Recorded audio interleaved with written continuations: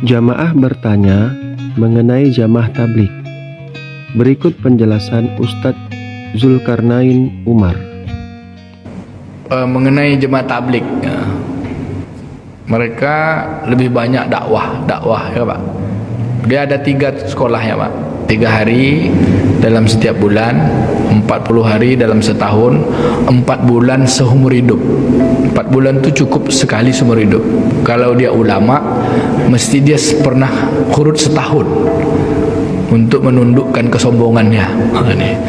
Jadi 3 hari, 40 hari, 4 bulan itu metode yang berdasarkan ijtihad Maulana Ilyas rahimahumullah, seorang ulama mursyid tarekat Chistiyah.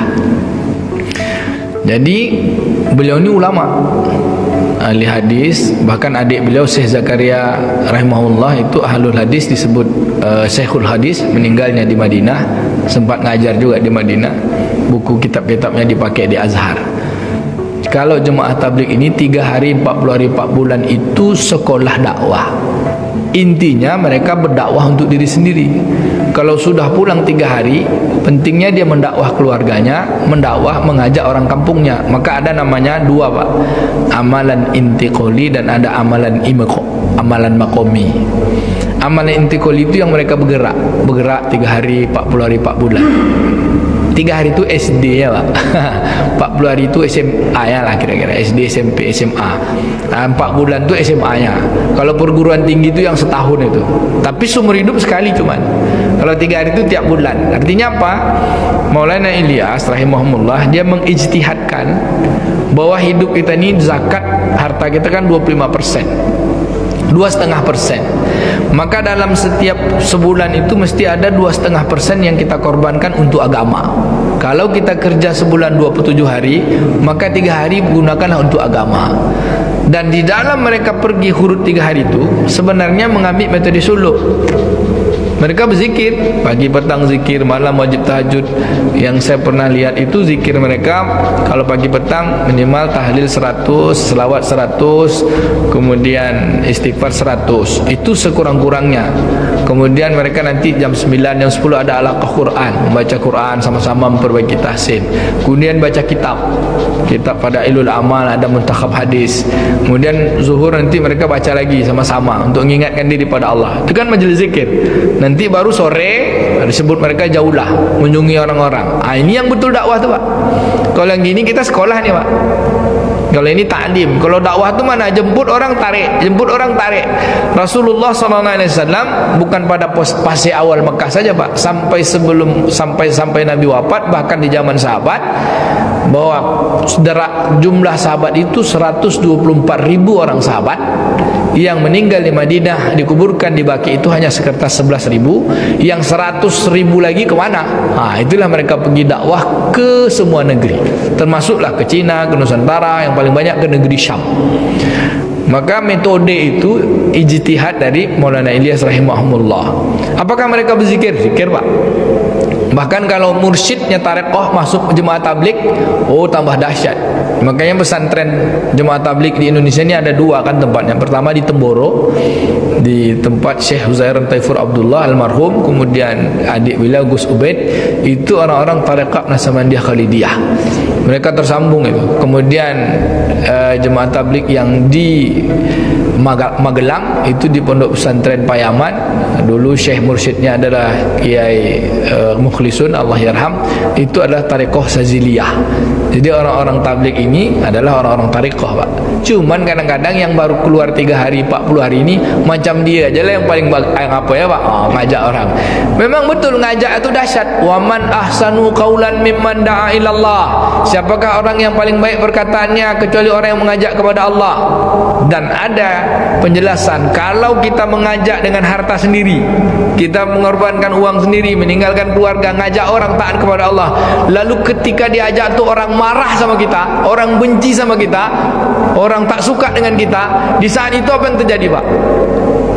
Antara kita sama Allah itu kan, kita kan bukan punya harapan ingin dihargai kan Pak. Apa yang terjadi? Di saat itu, ya Allah, saya tengoklah ada beberapa bupati, ada pegawai-pegawai yang Pak Wali Kota Dumai misalnya, dibawanya kepala-kepala dinas pergi ke Rupat. Tapi tidak mabit itikaf tak di masjid, kena kepala dinas tidurnya di hotel.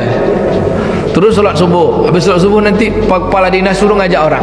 Apa dia bilang? Buat kepala dinas ngajak taat kepada Allah payah tapi kalau ngajak-ngajak untuk minum kopi bisa. Nangislah kepala dinas tu. Ya Allah, berat betul ngajak orang.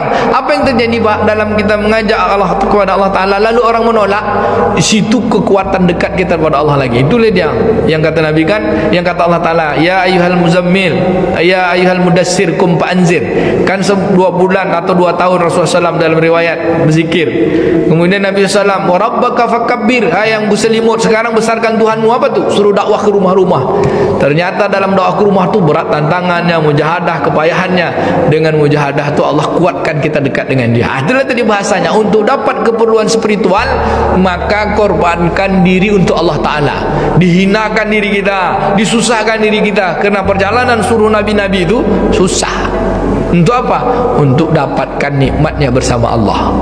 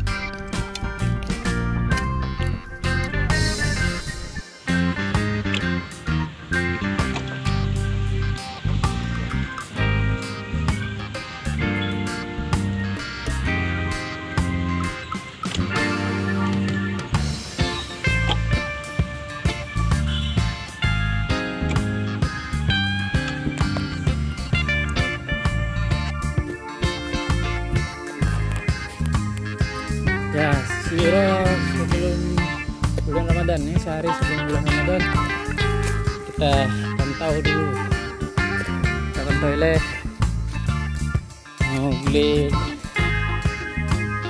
ngomong tanya Mbak Lampu bunyi yuk motor dengan ketasiaan naik Triton sini. Kita mau jemput beberapa turis ini yang udah dibersihin di atas sana. Oke, kita setting sedikit lagi lapangan panahan sama busa target ya. Buat bak caci kali, berambut, dodrin, masangkingnya, buat pekat, buat panjang. Oke, lega. Allahu Akbar, Allahu Akbar, Allahu Akbar. Angkang tak boh. Ini dia sahabat lewat ya boh. Assalamualaikum warahmatullahi wabarakatuh. Bismillahirrahmanirrahim. Alhamdulillah. Assalamualaikum warahmatullahi wabarakatuh. Sahabat-sahabat nyok kamu lunculom dari unit busur askelon archery kan, dan aero bambu betul 200 piece. Aero sap bambu betul 200 piece ya.